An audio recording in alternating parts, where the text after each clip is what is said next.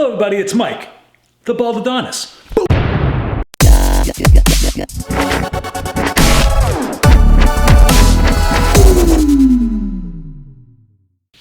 Hey guys, on today's episode, I sold my AMG E55 to a subscriber. His name is Mike, and Mike, I want to thank you very much. But we'll talk about him in a few more minutes. Now, last year when I bought this car, I'm a car enthusiast. I love all cars, mostly all cars. If I never own one, and if I like it, eventually I want to get one. I'm like a car slut, you know what I mean? Even though you're with something, just like with a girl, you see the other hot chick walk by you, you know what I'm saying? What's up? Eventually when I move on from that, I'll go to that. Anyways, okay. So, last year, when I started doing my YouTube channel, one of my cars that I bought was a Mini Cooper S. And I was telling you the pros and cons of buying such a car. I'm a BMW fanatic myself. I had 23 of them. And it was time for something different. The Mini Cooper I was selling, so that money was for the Mercedes. Unfortunately, it took a long time to sell the Mini Cooper. Anyways, I went and I looked at two AMGs. Now these cars are water-based paint and they're known to rust. So you have to be careful buying these cars, especially here in the Northeast. I went to Concord, New Hampshire, I seen one, the body was mint until I went underneath the car, all rotted out. So I moved on from that car and I met Frank. I went to Frank's house, and him being a 37-year European Mercedes tech, I was in the right spot, okay? He went through the whole car, lowered springs, H&R springs, the rear gubo that's in the drive shaft. He put suspension links front and rear. He put brand new Michelin tires. He did a tune-up. He did the tranny tune-up. He did a belt. He did the tensioner. What else did he do? He did a few things. I made out, okay? So I thought, just kidding. I did make out because I never owned the Mercedes AMG. I was kind of nervous of the cars because the model that I was looking at, I wasn't too sure of. So just like everybody else now, we go online, we go on YouTube, we Google, and I found Alex from Legit Street Cars. Great guy. All he talks about is Mercedes. AMGs especially. He has like 2 or 3 of them. So I was on the right channel at the right time, watching him explain that my car was the best for the least issues. Basic suspension, bulletproof transmission and engine. The only thing you have to worry about with the transmissions, he said, was the plate. If the plate goes bad, you simply put a new one in and it's good to go. So Alex, I want to thank you because without your videos, I probably would have never bought that Mercedes. So when I went to meet Frank, it was a no-brainer. We had a connection, and to this day, me and Frank are still friends. I want to thank you, Frank, for letting me buy your car. Now, because I do buy and sell cars as a hobby, I register, I insure them, I get a sticker, I drive them. I'm a car enthusiast. I drive my cars. But when I buy them, I put the for sale sign at the same time because that's how I am. If somebody wants it, great. I'll find something else that I never owned. That's how I roll, and I like doing that. Sometimes it's a little too much for me. I get consumed by it. I can spend days watching many videos like what to look out for if I never owned that car. So it can be, you know, torture for me trying to get to know a car. So with that said, I did a few videos about the car. I bought the car. I talk about what Frank did. I talk about my car versus the Mini Cooper. The fun factor, the two different cars, I understand that. The Mini Cooper, 6-speed, great on gas, handles unbelievable. The Mercedes, big car, understated, very nice. Air-conditioned seats, room for 5, highway bruiser. That thing is an awesome car. Both of them distinct, but at the same time, you still have a smile on your face. I prefer the Mini Cooper slightly because of a 6-speed in and out of the corners with the gas mileage. But taking your family, if I was a dad with kids, AMG, no doubt. That's it. That's what I would choose. With that said, I did some more videos, and again, I put the car up for sale right away. Now, time goes on, I leave my car on Craigslist, and I get everybody from the East Coast calling me. It was so annoying. I mean, it really was. It was just nonstop, because what are you gonna do from out of state? You know, fly up here and take the car home? I got that many times. But there's two good stories that came out of this.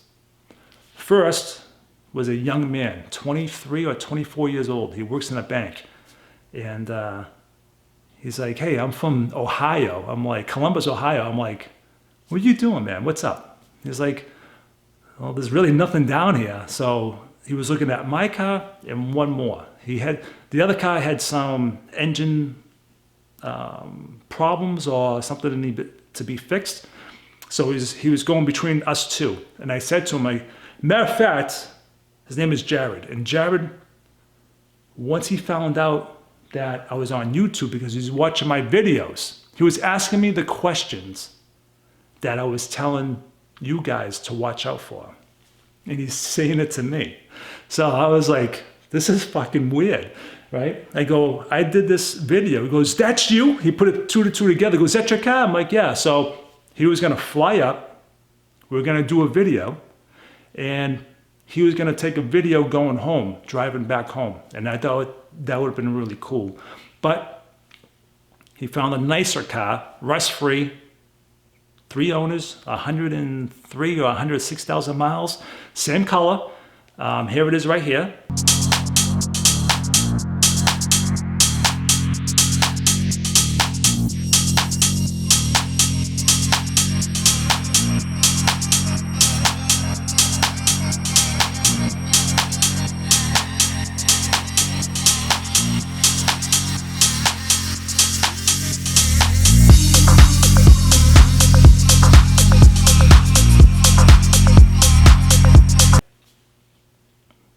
So that was a Virginia car, I believe.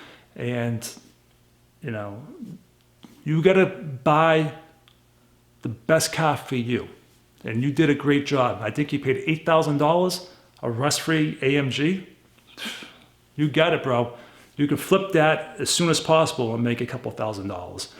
I told him that the other night, and he laughed, and he said he's gonna keep it and put over 200,000 miles on it. So good for you, buddy. Another gentleman, as I was trying to sell this car to Mike, and when Mike came up here to drive the car last week, I heard, I've always heard the noise. It was just a subtle, I thought it was a heat shield from the motor mounts twisting. At first I thought it was the motor mount itself lifting high, hitting the exhaust shield and rattling through the car. When Mike drove it, he felt it or heard it himself, and he was concerned about that. He goes, well, if you haven't looked at it, give me a call back. I'm like, yeah, I get it. The car's got to go. So Saturday afternoon, my buddy, I went, thank you. His name is Peter. He spent about 3 hours with me. We get the car up on the lift. We're underneath it. He's looking for the motor mounts. They're brand new from Frank. You know, Frank was honest with everything he did. And therefore, I try to be as honest as possible with my buyer. You know, whatever I can get for information, you're going to get it. So I took a video. We put up in the lift. My buddy's burning his hands trying to feel the motor mounts, and those were tight. The heat shields, there was 2 parts of the heat shields that were kind of iffy. So we straightened those out, and that was taken care of. So we went for a test drive. Taken for the test drive, I'm like, buddy, you hear that? And he's like, no, I don't hear any of that. Now, my buddy, he's a little older.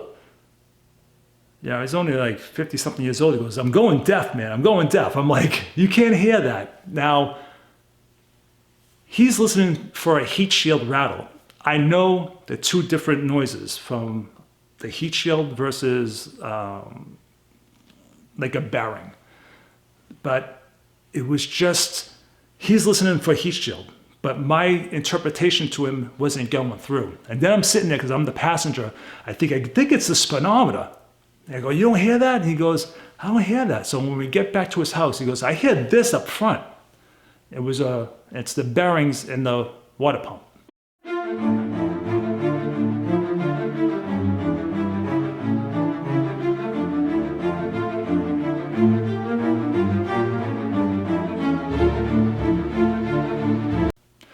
So I called Mike. I said, Mike, it's the water pump. Just let you know. But talking to my friend from Philadelphia, he called me, I believe it was the night before. I told him the whole story. How Mike was involved, how I'm having the car looked at. He goes, I'll buy the car. I'll buy the car. I'll have my uncle who lives in Quincy, Mass, come up to your house, check it out, and give you a deposit. I'm like, I just got, and his name is Blake. Blake, I appreciate it. We become friendly. We talked on the phone like for hours yesterday, all about cars. You got to look at my point of view is I get everybody from the East Coast calling me. You know what I mean? Where are you gonna fly? It's fun to think that somebody's gonna come up here and fly up here, but what if you didn't like it?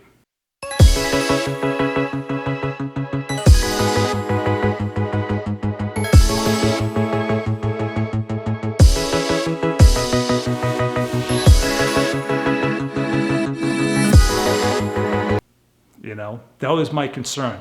2, I have a buyer that's right down the street. He's ready to take it. And Mike was told that he was first dibs. You know what I mean? So, but Blake, he's funny. He was egging me on, trying to stop me from Mike buying the car. He did his best job yesterday. And I just felt bad because when I was texting Blake and texting Mike at the same time, Blake was working. I didn't know.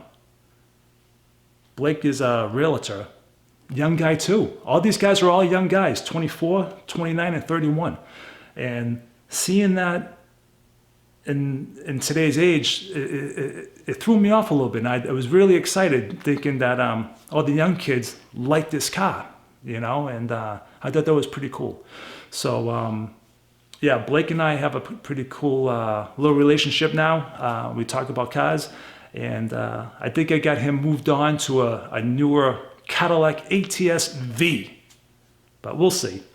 So it didn't work out for Blake. Blake, I thank you very much for the effort that you put in trying to stop Mike from buying the car, but I'm a good guy. I try to do the right thing, and I told him he can have it first, so he gets it first.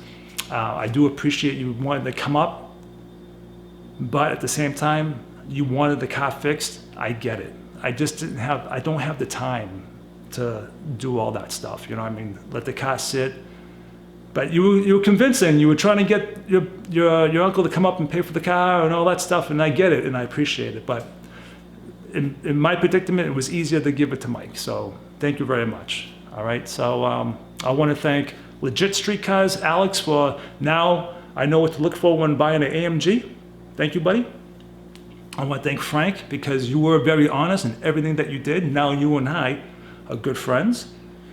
I want to thank Blake. You and I are friendly now. Thank you very much. And you can call me anytime for your car questions and stuff like that. So that's pretty cool. And also the Jared, you're a good kid. I like you, man. Young kid at 24 years old having a AMG, man, that's impressive. I like that. And I also want to thank Mike. Mike, thank you very much for buying my car. I hope you enjoy it. And And everybody, Mike already has an E55, 205,000 miles. I'm gonna do a video about that. And he has an S-Class 420. So when I go to his house in the near future, I'll do a video on all 3 cars. All right, so, and I want to also thank my friend Peter for spending the afternoon with me, helping me figure out that little problem. So, yes, I got that car sold. Now I'm looking for a car that I can put my YouTube not my labels, but my graphics all over, and hopefully I'll get that within the next couple of weeks, but we'll see. We'll see. I'm working on it. So thank you, everybody. I want to thank all my subscribers. Without you making all these comments, being friendly with me, talking to me on the phone, texting me, now I get friends. Like I don't have friends, but I have, you guys are like my family now. All you guys up in Canada, my boy down in Texas, New Jersey, Philadelphia, Ohio, in England, all over the world. Thank you guys very much. And I appreciate it. Until the next video, everybody. Baldadonis out.